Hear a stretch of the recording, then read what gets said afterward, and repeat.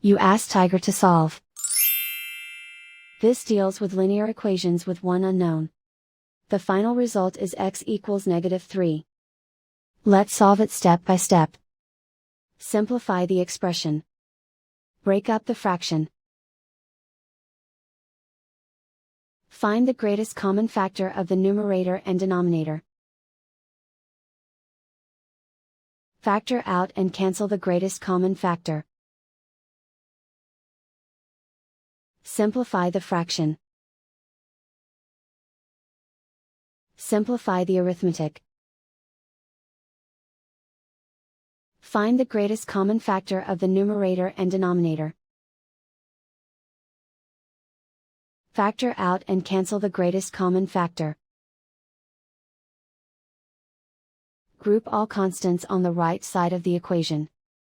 Subtract 4 from both sides. Group like terms.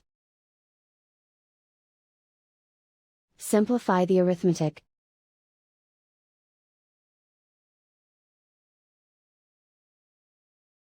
Isolate the x.